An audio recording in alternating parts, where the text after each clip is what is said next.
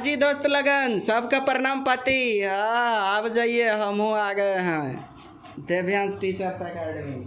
स्वागत करत भाई। चलिए जी, आज के प्रमुख चैप्टर में सीडीपी की कक्षा में अब्राहम मैस्लो के त्रिभुज के सिद्धांत का वर्णन करेंगे। अब्राहम मैस्लो का त्रिभुज का सिद्धांत जो कि पिरामिड में आया हुआ है, अर्थात ये जो पिरामिड देख रहे हैं त्रिभुज, इसे अब्राहम मैस्लो का त्रिभुज या पिरामिडीय सूत्र भी कहा जाता है। हाँ, ये पिरामिड में दिया ही गया है मैस्लो साहब के द्वारा। मैस्लो ने बुक लिखी मोटिवेशन एंड पर्सोनैलिटी नामक, याद रखेंगे मोटिवेशन एंड पर्सोनैलिटी। मोटिवेशन में सभी प्रेरणा जो कि CL हल ने दी हुई थी जी, और पर्सोनैलिटी व्यक्तित्व जो कि पर्सोना नामक शब्द से आया हुआ है, लैटिन भाषा के पर्सोना, और मोटिवेशन मॉटम से आया हुआ है।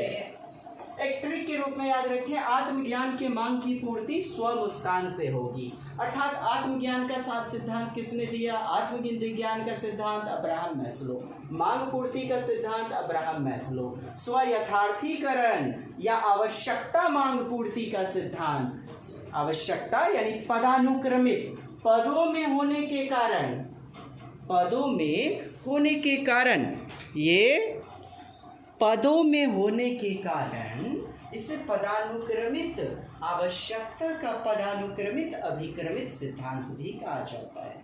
यानी आवश्यकता का पदानुक्रमित सिद्धांत तो मैस्लो साहब उसके जनक हैं, है ना। तो चलिए देखा जाए।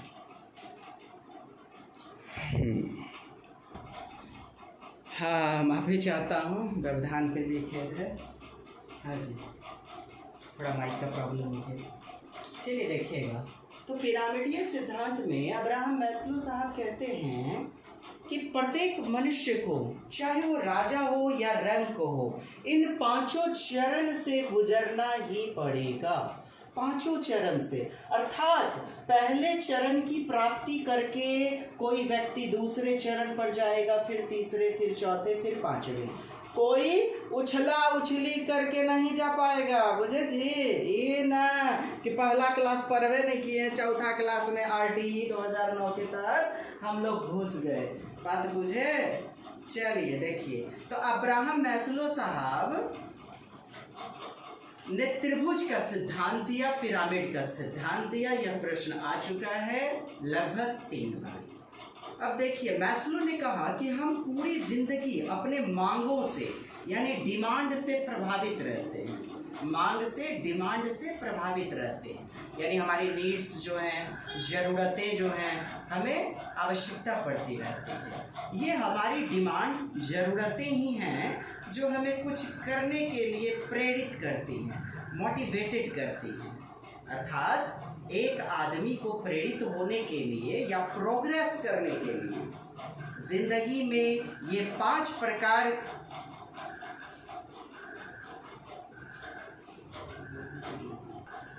हाँ जी, 5 चरण से, 5 जरूरतों से किसी भी व्यक्ति को गुजरना पड़ेगा, चाहे वो मुकेश अंबानी साहब हो या रोड पर दया बाबूजी अल्लाह के नाम पे दे दे भिखारी महोदय, माना मांगना पड़ेगा, गुजरना पड़ेगा इन 5 चरण से। सबसे पहला, ठीक है, हमारी जिंदगी का पहला मांग, पहला टारगेट क्या होता है? रोटी। सबका टारगेट होता है कि रोटी, हमारा पेट भरना हमारा टारगेट होता है। चाहे आदि मानव धरती पे आए, उनका भी टारगेट था पेट भरना। चाहे वो करोड़पति हो, चाहे भिखारी हो, चाहे बिल गेट्स हो, सबको सबसे पहले नाभिकीय मांग पूर्ति, अर्थात जैविकीय मांग पूर्ति सिद्धांत, जिसे अंग्रेजी में साइकोलॉजिकल नीड्स कहते हैं, से गुजरना ही पड़ेगा। चाहे वो कोई भी हो, सभी खाना पानी, सभी को खाना पानी वगैरह ये तो करना ही पड़ता है, लेना ही पड़ता है। नींद, अब बताइए कोई व्यक्ति है जो नींद नहीं लेगा ज़्यादा से ज़्यादा 1 महीना? वो तो मैंने बहुत बोल दिया। तो यह है हमारी जो प्रमुख जरूरतें हैं, उनके अंतर्गत आता है नाभिकीय मांग पूर्ति का सिद्धांत। ठीक है, जिंदगी में अस्तित्व में रहने के लिए यानी जिंदा रहने के लिए सबको जरूरत है इन चीजों की। दूसरा देखें, जब नाभिकीय मांग पूर्ति हमारी पूरी हो गई, अरे पेट भर गया, तो अगला दिन बाढ़ सुखाड़ के लिए हम बचा के रखते हैं कि नहीं भोजन वगैरह? बैंक बैलेंस रखते हैं कि नहीं? बैंक जाते हैं, अकाउंट खुलवाते हैं, एफडी वगैरह फिक्स डिपॉजिट लेते हैं, एलआईसी इंश्योरेंस करवाते हैं। हाँ, लोग बोरा का बोरा अनाज गोदाम में रखते हैं, तो सुरक्षा के लिए ही ना। जैसे कि आदि मानव धरती पर आए तो सबसे पहले प्राथमिकता थी पेट भरना, यानी पहला चरण। फिर उसके बाद उन्होंने देखा सपुआ डांस लेता है, माना स्टिंग कर लेता है, सांप डस लेता है, बाघ वगैरह को देखा तो डर लगने लगा, तो पत्थर के हथियार बनाए। सुरक्षा मांग पूर्ति का सिद्धांत उन्होंने पालन कर लिया। और जब सुरक्षा मांग पूर्ति हो गई पूरी, तो आदि मानवों ने देखा कि हमारी जाति, हमारी जनसंख्या ये तो घट जाएगी जी। हाँ, अब हम अपने जैसे संतान उत्पन्न करें। इन्होंने फिर विवाह शादी बनाए, विवाह रचाए, अपने जैसे संतान उत्पन्न किए। यही तो हमारी आम जिंदगी में भी होता है। देखिए ना, मनुष्य रोटी से गुजरता है, फिर उसके बाद जमा करना शुरू कर देता है। जब देखता है लड़का कम्बे लगले, हो वर्मा जी शर्मा जी अकर लड़का के बिहार कर दो, ये लड़किया के हाथ पीला कर दो। हाँ, राजा घरों में जाएगी लड़किया। तो वहाँ आप देखते हैं प्रेमी, प्रेमिका, दोस्त, रिश्तेदार या लूटने खसोटने वाले लुच्चा लंगटई दोस्तवा। नहीं जी, एक दोस्तवा जो बड़ी है अमीर, एकदम गर्दैले पैसा आता है परिवार में, तो क्या देखते हैं, 4 गो लंपट दोस्तवा ओकरा साथे, ए दोस्त पार्टी दिलन, ए दोस्त सिगरेट पिलान, ए चाय पिला। तो क्या यार, वह अमीर है, वह प्रेम लगाओ मांग पूर्ति के सिद्धांत में आएगा कि नहीं आएगा? Of course. क्यों? क्योंकि वह दोनों चरण से बलशाली है, मजबूत है। तो तीसरा चरण क्या? प्रेम लगाओ मांग पूर्ति का सिद्धांत। देखिए ना, ट्रेन पे चढ़ जाइए, तोरा तो धमधारा, तोरा तो हम मुजफ्फरपुर स्टेशन पे उतार लेंगे। अब भी फोन लगाते हैं, देख हमारे दोस्त तोरा जो है ना गला में गमछी लगा करके ना पटनिया स्टेशन पे तोरा उतार लिया, तब हम एक बाप के बैठाना है। ये सब क्या धंधा है जी? ये सब उदाहरण है कि उसको चाहने वालों की संख्या बहुत अधिक है। हाँ, यही तो है लव नीड्स या बिलोंगिंग नीड्स, जो कि तीसरा चरण है अब्राहम मैस्लो का। चलिए दोस्तों, तो तीसरा चरण आपका परिवार हो या रिश्तेदार हो, मित्र आदि हो, तो ये सारी चीजें जो है ना बनाने लगता है मनुष्य, जब दोनों चरण से बलशाली हो जाता है, मजबूत हो जाता है। और ये सभी तभी दिखाई देते हैं जब आदमी सुरक्षित होता है, जब आदमी के पास बैंक बैलेंस होता है, जेब में रुपया पैसा भरा हुआ होता है। नहीं तो कहते हैं ना, बुरे वक्त में तो अपनी परछाई भी साथ छोड़ देती है। हाँ, बुरे वक्त में साथ छोड़ देता है सभी कोई। और कहते भी हैं कि सुख में सुमिरन सब करे, दुख में करो न कोई। कौन यार? रिश्तेदार, नातेदार, भगवान का बात नहीं कर रहा हूँ। भगवान को तो तेल लगने वाला बुद्धि उल्टा गौप में होता है, मने दुख में याद होता है, सुख में नहीं। खैर, मैं दुनियादारी की बात कर रहा हूँ। यानी जब आपके पास खुशहाली होगी तो 4 दोस्त, रिश्तेदार, नातेदार आपके पास आना जाना, उठ बैठ खूब करेंगे। देख लीजिए ना, मुखिया जी, सरपंच जी, उनके यहाँ आना जाना लोगों का तांता लगा रहता है। क्यों? वो खुशहाल हैं। समझे? हाँ जी, समझाना क्या है, मैं उस लायक नहीं कि आपको समझा सकूं, बस आपका स्नेह है, प्रेम है। चलिए जी, तभी तो प्रेम लगाओ मांग पूर्ति के सिद्धांत पर बने हुए हैं, तो अच्छे वक्त में सभी याद रखते हैं जी। चलिए, प्रेम लगाओ मांग पूर्ति के सिद्धांत के बाद चौथा चरण अब्राहम मैस्लो का आत्मसम्मान मांग पूर्ति का सिद्धांत, यानी एस्टीम, सेल्फ एस्टीम जो है, यानी प्रतिष्ठा, पहचान। तुम उंगली कैसे दिखा दिया रे? तोरा अत्ते औकात हो गया रे। हाँ, तोरा तो ताप लेंगे, तोरा नाप लेंगे रे। क्या समझता है तुम? ये उंगली दिखाने वाली बात कहाँ से आती है साहब? हाँ, ये चौथा चरण की ही बात है। वो तीनों चरण से बलशाली है, इसीलिए वो चौथे चरण में इतना हेकड़ी दिखा रहा है। एक भिखारी को जाकर के उंगली दिखाइए, गला में गमछी डाल दीजिए या गट्टा पकड़ लीजिए, वो नहीं बोलेगा तुम हमको पकड़ कैसे लिया मेरा गर्दन। वो कहेगा बाबू छोड़ दीजिए, बाबू हम गरीब गुरबा हैं, यह ना बोलता है जी। हाँ, हम गरीब गुरबा हैं जी। प्राइवेट टीचर लॉकडाउन में भरपेट गरीब गुरबा बन गया है। दोनों लॉकडाउन कब लगा जानते हैं? होली के बाद, जब रूपा लेने का बारी था। हाँ, हम रो रहा हूँ, प्रार्थना कर रहा हूँ, आप लोग भी ध्यान दीजिएगा थोड़ा यार, शेयर कीजिएगा, सब्सक्राइब कीजिएगा, तब कुछ हमरो आएगा। मैंने 1000 सब्सक्राइबर पे कुछ मिलता है। और रूपा, यूट्यूब पे रूपा तो मैं अठन्नी भी नहीं लेने जा रहा हूँ, क्योंकि अपने ज्ञान को जितना बांटिए बढ़ेगा। चीजें दिखाऊंगा तभी तो बिकेगा, वो जो दिखता है वो बिकता है, कहते हैं ना। तो खैर क्या यार, मैं भी अपना दर्द दिखाने लग जाता हूँ, पता नहीं 2-3 लोग हो सकते हैं नमक लेके बैठे भी हों। खैर चलिए आगे बढ़ते हैं। 5वां हमारा चरण है स्व यथार्थीकरण या आत्मसिद्धीकरण। बाबू साहब, आत्मसिद्धीकरण मांग पूर्ति का सिद्धांत। देखिए जी, 4 चरण से गुजर गए। हम अपना एकमात्र लक्ष्य प्राप्ति जो गोल बनाते हैं। हाँ, सबके जीवन का कोई ना कोई टारगेट होता है, कोई लक्ष्य होता है। विद्यार्थी का लक्ष्य क्या है? जैसे सीटेट पास करके टीचर बन जाना। यदि टीचर नहीं बन के बन गए फटीचर नहीं यार, बोलना मुझे क्या था, वो पियून कहते हैं ना, क्लर्क वगैरह। हाँ जी, जा करके हम पियून बन गए, चपरासी बन गए, तो नहीं हुआ हमारा स्व यथार्थीकरण। यदि हमें बनना है डीएम और हम बन गए जा करके क्या, क्लर्क, बैंक क्लर्क, तो नहीं हुआ आत्मसिद्धीकरण। अर्थात आपने समझा, सेल्फ एक्चुअलाइजेशन नीड्स हमें बताती है एकमात्र लक्ष्य के बारे में, एकमात्र लक्ष्य के बारे में बताती है ना जी।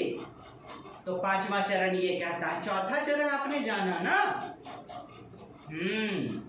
सुमित सिंह यादव क्या है, बेटी के बिहार में 4 लाख दिया, तो पुनितवा काहेल पीछे रहता, 8 लाख खर्चा किया बेटी के बियाह में। ये किसका उदाहरण है? आत्मसम्मान मांग पूर्ति सिद्धांत का, आत्मसम्मान मांग पूर्ति का सिद्धांत का, है ना। नहीं तो ठेस नहीं पहुंच जाएगी कलेजे में। समाज में रिश्तेदार नातेदार क्या कहेंगे, सारे मोहल्ले में थू थू होगी, क्या एकदम इज्जत रह जाएगी, मेरा पहचान खत्म हो जाएगा, वर्चस्व खत्म हो जाएगा।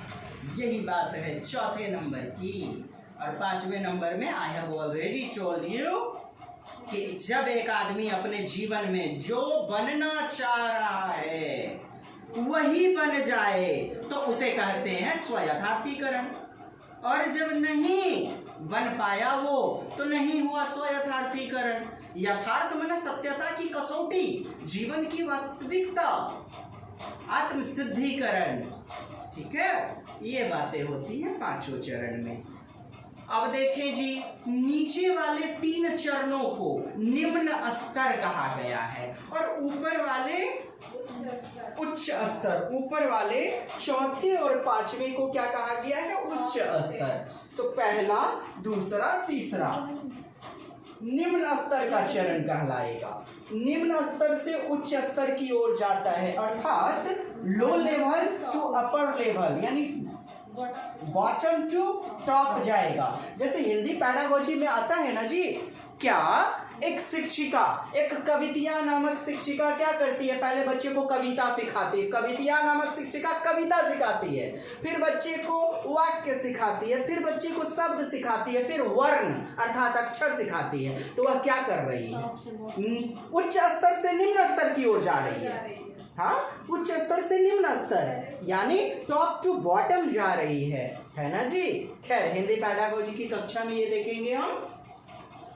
संस्कृत में भी आया हुआ है, इति निम्न स्तर उच्च स्तरः सह उच्च स्तरः, तो निम्न स्तर यानी उच्च स्तर से निम्न स्तर की ओर जाया जा रहा है। ठीक है, और जब अक्षर यानी वर्ण से शुरुआत करके हम ले जाते हैं शब्द, वाक्य, कविता, कहानी, तो यह निम्न स्तर से उच्च स्तर की ओर होता है। ठीक है, चलिए उसी प्रकार से यहाँ देखिएगा, निम्न स्तर से उच्च स्तर। ठीक है साहब, बात बस इतनी कि बात कुछो नहीं, झूठो आप लोग का समय बर्बाद कर दिए।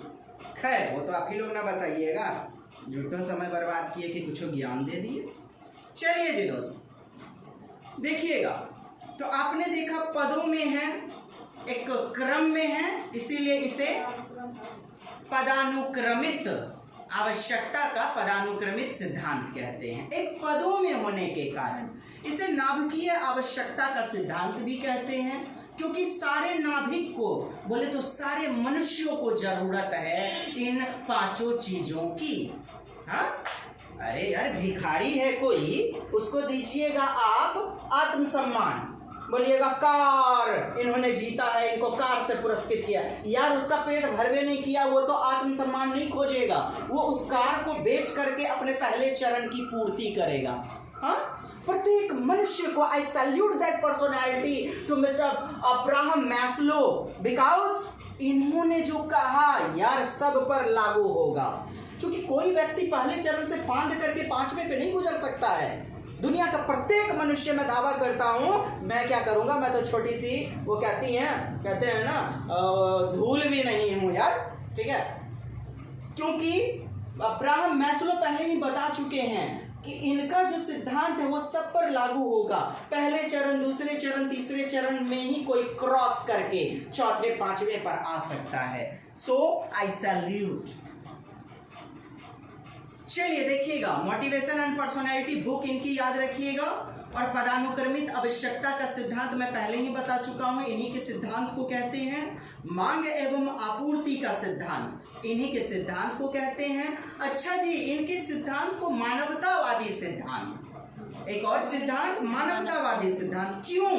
ह्यूमनिस्टिक साइकोलॉजिकल मेथड, ह्यूमनिस्टिक यानी सारे ह्यूमन पर लागू होगा, सारे मानवों पर लागू होगा, इसीलिए कहा गया मानवतावादी सिद्धांत। तो कौन गलत बोल दिल कहे हो? हाँ, झूठो झंझट कैले है, बात बुझ गए अब्राहम मैस्लो, जब ये सारा कोई भी चीज आ जाएगा तो। चलिए जी, बात हम करते हैं प्रमुख प्रश्नों की। प्रमुख प्रश्न अब्राहम मैस्लो से, जैसे कि प्रश्न संख्या एक, मैस्लो के अभिप्रेरणा सिद्धांत। ओह एक्सक्यूज मी, मैं आप लोग को प्रश्न दिखा दूं, देखिएगा। प्रश्न संख्या पहला है कि मैस्लो के अभिप्रेरणा सिद्धांत को कहा जाता है, क्या कहा जाता है? आवश्यकता का सिद्धांत, शारीरिक सिद्धांत, दृढ़ इच्छा शक्ति सिद्धांत, अंतर्नोद का सिद्धांत। या अंतर्नोद प्रनोद ना, वो क्लार्क हल, सी लियोनार्ड हल की देन है। अंतर्नोद प्रनोद, ड्राइव थ्योरी या चालकता का सिद्धांत, जिन्होंने अभिप्रेरणा का सिद्धांत दिया तो उस पर नहीं जाना है। मैस्लो का अभिप्रेरणा सिद्धांत वो क्या है? आवश्यकता का सिद्धांत, ठीक है, यानी सभी मनुष्य को आवश्यक होता है ये। फिर दूसरा है सुरक्षा की मांग में भूख और प्यास, डैश अभिप्रेरक है। कैसा अभिप्रेरक है जी? यार कृत्रिम है क्या? कृत्रिम मीन्स बनावटी। तो भूख प्यास कहीं पढ़ने गए थे स्कूल में? समाज ने दिया था जो कि सामाजिक है, समाज में सीखे। अरे जन्मजात होता है, जन्मजात को स्वाभाविक या प्राकृतिक नहीं कहते हैं, जन्मजात को स्वाभाविक या प्राकृतिक कहते हैं ना, बस इतनी सी बात है। बी नंबर कहता है अर्जित। कहाँ से अर्जित करते हैं? दादाजी से, पापा जी से, या कन्वेंट में पढ़ ले हैं, कॉलेज में, यूनिवर्सिटी में पढ़ाई होता है जी। झूठो एकदम, बुढ़वा देवराज बुढ़वा को फूस फास पढ़ाते हैं जी, यह सब कीजिएगा। अर्जित नहीं किया जाता है, नैसर्गिक होता है। नैसर्गिक मतलब प्राकृतिक। चलिए दूसरे का उत्तर अपना डी हो जाएगा, डी फॉर दाऊद इब्राहिम। दाऊद इब्राहिम, चलिए डी फॉर दादाजी, डी फॉर दिल्ली।